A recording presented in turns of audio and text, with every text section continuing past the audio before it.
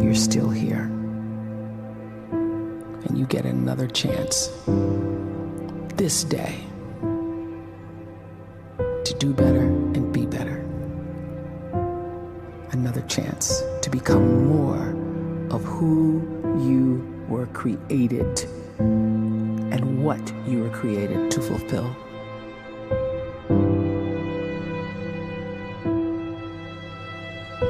Everyone in the world is capable of living outside the role or beyond the roles that they place themselves in, no matter what it is. You're not just a dad, you're not just a banker, you're not just a brother or a son or a convict. It doesn't matter. Like, everyone is bigger, much bigger, infinitely bigger than the roles they place themselves in, and is capable of reaching potential greater than anything they could imagine.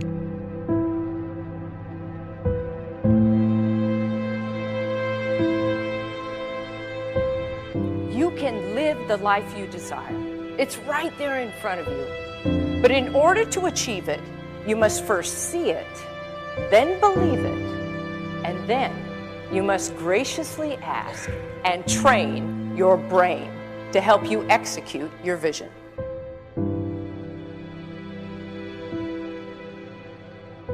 So when you start to focus and you delete distraction from your life, and you start to get seriously invested in doing one thing staggeringly well, and you practice that one thing over and over, a term to think about is mundanity.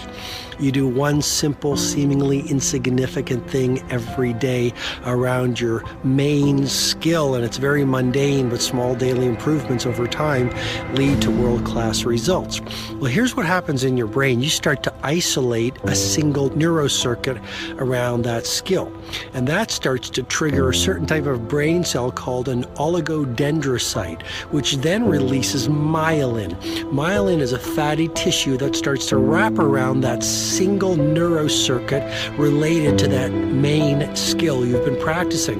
And when myelin starts to wrap around the brain circuit, what happens is you have accelerated learning times, you can see more quickly, heightened perception, and you'll learn more quickly. And that is really the quote-unquote secret of the great producers. It's not a result of some natural gift, but their daily practice, their relentlessness and their grit, their work ethic, and their singular focus and sacrifice.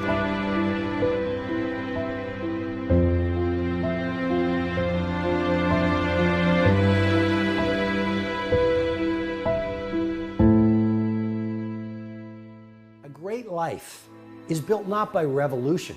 A great life is built by evolution. Small and steady wins the race.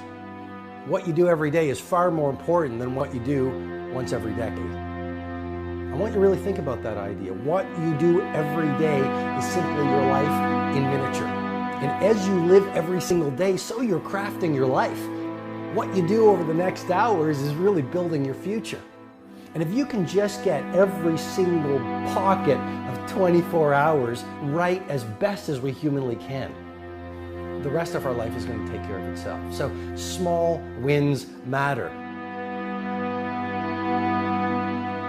The scripture says we will eat the fruit of our words. You are planting seeds when you talk. At some point, you're going to eat that fruit. My challenge is make sure you're planting the right kind of seeds. If you want apples, you have to sow apple seeds. If you want oranges, you can't plant cactus seeds, poison ivy seeds, mushroom seeds. You're going to reap fruit from the exact seeds that you've been sowing. In other words, you can't talk negative and expect to live a positive life. You can't talk defeat and expect to have victory. You can't talk lack, not enough, can't afford it, never get ahead, and expect to have abundance. If you have a poor mouth, you're going to have a poor life. If you don't like what you're seeing, start sowing some different seeds.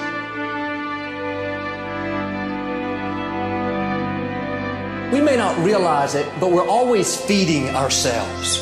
What we watch, listen to, the people we're around, the thoughts we're dwelling on, that's feeding our inner man. If you go to lunch with people that talk bad about the boss, make fun of a coworker, put down a friend. They're feeding you gossip, feeding you jealousy, feeding you disrespect. Here's the key. Whatever you feed is going to grow. You may not like what they're feeding you. You're a nice person, but if you continue to hang around them, before long, you'll be gossiping, you'll be critical, you'll be disrespectful. Why? Because you kept feeding the wrong things. If you're always feeding negative thoughts, thinking, I'll never get well, I'll never meet the right person, you're feeding doubt, feeding mediocrity, feeding fear. If you know exactly what you want to be, you need to spend as much time with people that are actually that already.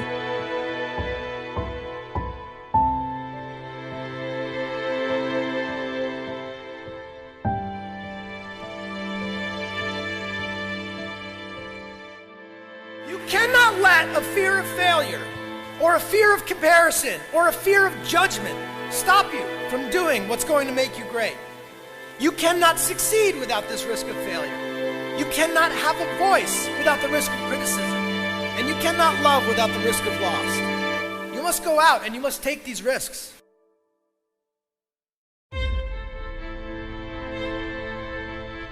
You don't have the time to waste time, because time doesn't wait till you discover your purpose. If you don't know why you was born, time is still moving. And if you discover your purpose at 90 years old, it's too late.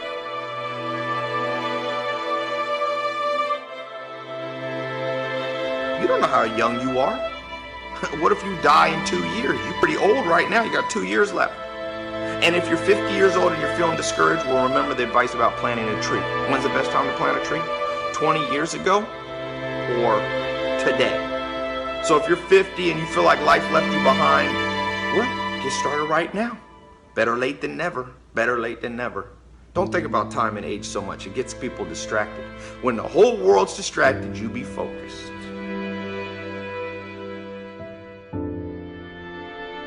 You have to trust your own voice, your own ideas, your honesty, your vulnerability, and through this you will find your way.